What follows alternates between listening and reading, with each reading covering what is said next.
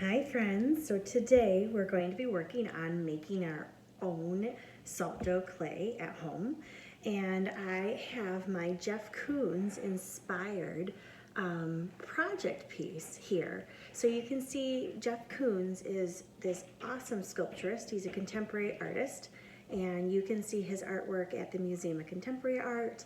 And that's where I got this little guy at the Chicago Museum of Contemporary Art. And these sculptures are massive and really big, and it's supposed to look like a balloon dog. So this is a little miniature version of his, and I thought I would be making my own little salt dough clay version of this today.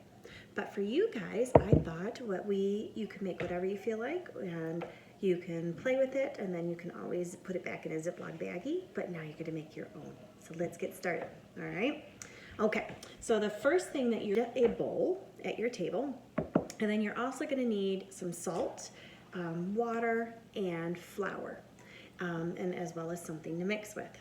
So the first thing I have is I have 1/4 a cup of water. So taking the 1/4 a cup of the water, I'm gonna pour it into my bowl, as you can see. And then I need 1/4 a cup of salt. So I've got my Morton salt, as you can see, and I'm going to open that up. So these are all these fun kitchen things. And then I'm going to take my measuring cup meant for this, and it says 1/4 of a cup on it. And I'm going to pour all of that in there. Try to get that all the way up to the top. Now, if you don't have one of these measuring cups, I'm sure you have one of the liquid measuring cups that I have with the water. So I'm gonna get it as best as I can and close. And you'll notice the salt is very grainy. It's got that kind of grainy texture. I'm gonna pour that in with my water. Ooh, that looks really cool. And the next thing that I'm going to grab is flour. So in my house, we keep the flour in this big, massive container thing here. You need to have 1/2 a cup of flour. So my 1/2 a cup of flour, I always keep this little in here. Now flour is very fluffy and it can be very messy. So I'm being very careful not to do a big puff of air everywhere. And this is 1 cup that's in here, but I need 1/2 a cup for this project. So let me kind of shake it a little bit. Too much in here. You could always measure it in one of these, and again, you can measure it in something else. I don't recommend measuring it in what you had water, because then you'll end up with flour stuck in there, and that wouldn't be what you want. So I'm gonna tap it a little bit. It's like you're baking. Art and baking can all be food designers now. And then I'm gonna pour that into my bowl. I'm one of those that likes to clean as I cook. Kind of like my art room, right? I'm always saying put stuff away so you end up with a clear, clean space. Okay, so now I'm going to use my tool, my spatula, and I'm going to stir it. And you're going to notice that as you stir it, we're gonna find out if I did good measuring. Sometimes things change a little bit. So it's gonna get clumpy.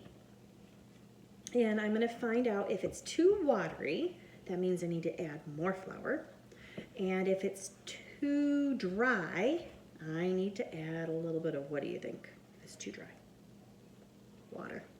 Yeah, I need to add a little more water, maybe. I might have had too much, but we're gonna find out once I play with it. All right, so this is looking good. Looking really awesome.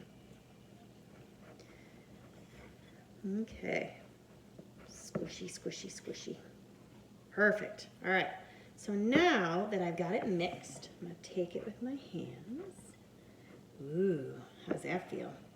It might start off a little sticky, and that's okay. So we're going to knead it. Just kind of how clay feels a little weird, right? When you initially start playing with it. All right.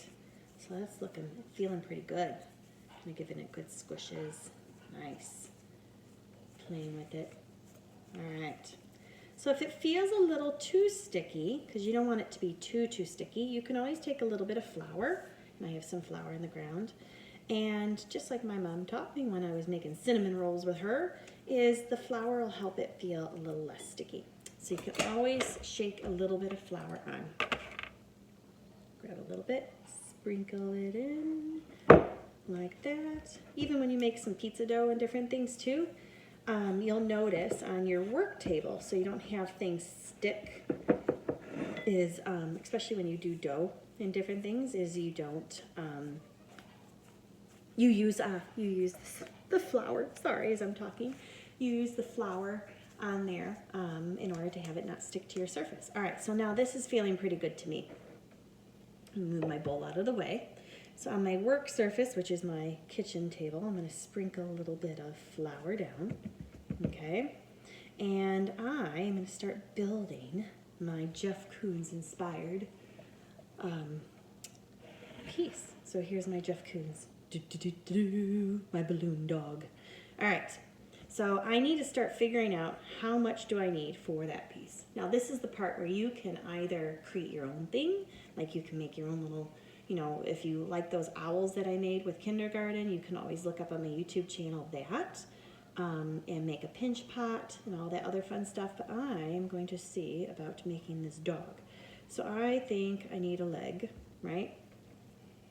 Start off with his legs, try to make those equal pieces. He's got 4 legs.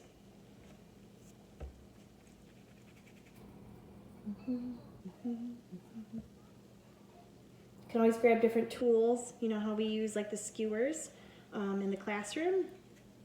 You can use that. All right, these are looking similar.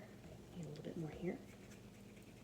Okay, making some fatter legs for the moment.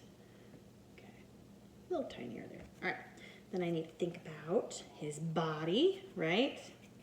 So his body needs a little bit more. So it's just about playing with it. And I'm going to speed this up a little bit so you can kind of see my process as I'm going.